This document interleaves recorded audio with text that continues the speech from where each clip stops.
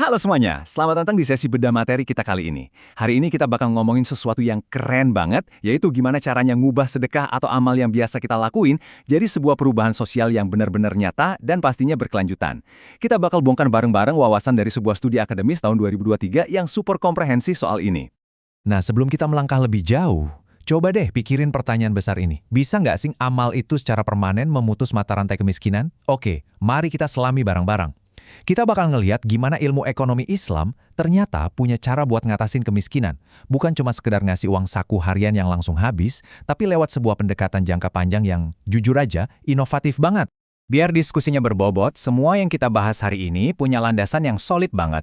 Kita merujuk pada sebuah skripsi dari tahun 2023 yang ditulis oleh Dara Puspa Indah dari Universitas Muhammadiyah Sumatera Utara atau UMSU. Penelitian ini secara spesifik menganalisis sebuah program beasiswa sekolah dasar di Kota Medan dan lihat langsung gimana program itu sukses nyiptain dampak yang nyata, bisa diukur, dan yang paling penting, umurnya panjang.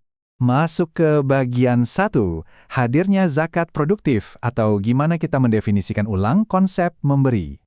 Oke, jadi konsep utamanya di sini adalah zakat produktif. Gini, kalau zakat tradisional itu kan biasanya berupa santunan yang lekas habis ya, kayak buat ngeringanin beban sesaat. Nah, zakat produktif ini beda. Pendekatannya itu jauh lebih optimal. Simpelnya, ini adalah dana zakat yang nggak langsung habis dipakai buat konsumsi. Justru, dananya dikembangkan. Dana ini dipakai sebagai modal kerja, atau kayak yang lagi kita bahas, buat biaya pendidikan. Jadi fungsinya tuh mirip banget sama investasi jangka panjang, biar penerimanya, atau yang biasa disebut mustahik, bisa terus menuhin kebutuhan mereka ke depannya. Keren kan? Dan ini benar-benar ngegambarin perbedaannya dengan jelas. Coba deh bayangin, zakat konsumtif itu sifatnya jangka pendek. Langsung ludes, persis kayak pas kita beli bahan makanan buat makan malam ini. Terus, bandingin sama zakat produktif yang emang dirancang buat jangka panjang, dikembangkan buat ngasih manfaat yang nggak putus-putus. Misalnya yang mendanai sekolah anak. Ibarat pepatah lama yang sering kita dengar, ini tuh bukan sekedar ngasih orang ikan biar dia bisa makan hari ini, tapi ngasih kail pancingnya biar dia bisa nyari makan seumur hidup. Masuk akal banget kan? Lanjut ke bagian 2, pendekatan rumah zakat. Kita bakal bedah studi kasusnya langsung di Medan. Nah, buat studi kasus ini, kita ngelihat rumah zakat. Buat yang belum tahu, mereka ini salah satu lembaga amil zakat nasional milik masyarakat Indonesia yang udah dipercaya banget. Dan mereka tuh nggak cuma sekedar bagi-bagiin uang loh, mereka ngelola banyak program terintegrasi, mulai dari pendidikan, kesehatan, sampai ekonomi masyarakat. Target utama mereka benar-benar jelas, yaitu buat memberdayakan masyarakat dan ngebawa kebahagiaan yang nyata buat mereka yang lagi kesulitan. Terus gimana sih cara mereka mastiin beasiswa pendidikan ini benar-benar tepat sasaran? Wah, proses seleksinya ini presisi banget ternyata. Ada 2 jalur buat awalnya. Langkah pertama, data calon penerima ini dikumpulin langsung sama para amil atau mentor yang emang rajin turun ke lapangan. Atau kalau nggak gitu, keluarga yang emang butuh bisa datang dan daftar langsung. Nah, langkah kedua, dan ini yang paling krusial, tim dari rumah zakat bakal turun tangan buat ngelakuin survei kelayakan langsung ke lokasi. Proses yang super ketat ini mastiin banget kalau dananya jatuh ke tangan mustahik yang emang paling berhak nerima.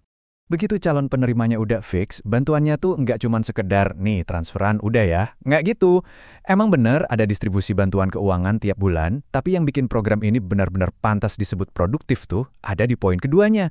Ada pembinaan rutin setiap bulannya. Karena efektivitas yang sebenarnya itu baru muncul pas bantuan uang disandingin sama pendampingan moral dan mental. Hal ini ngebantu banget ngejaga anak-anak dan keluarganya biar tetap fokus dan on track sama rencana pendidikan jangka panjang mereka. Sekarang kita masuk ke bagian 3, mendistribusikan beasiswa. Kita lihat pergerakannya dari dampak mikro sampai ke makro. Nah, yang bikin saya takjub banget di sini tuh komitmen nyata yang kelihatan dari angkanya. Coba perhatiin, dari tahun 2019 sampai 2023, jumlah anak yang dibantu itu stabil banget di angka sekitar 35 sampai 45 anak tiap tahunnya. Ini nunjukin dedikasi tanpa henti dari rumah zakat buat terus nyalurin dana secara terukur setiap tahun tanpa bolong-bolong. Kalau kita zoom in ke level mikronya, setiap anak itu nerima bantuan 2,4 juta rupiah buat 1 tahun pendidikan. Dan angka ini nggak asal tembak ya, jumlah segitu udah dihitung dan disesuaiin spesifik banget sama jenjang pendidikannya. Tujuannya simpel tapi penting, mastiin setiap anak punya sumber daya esensial yang mereka butuhin banget buat dapat sekolah dasar yang layak tanpa harus pusing lagi mikirin biaya.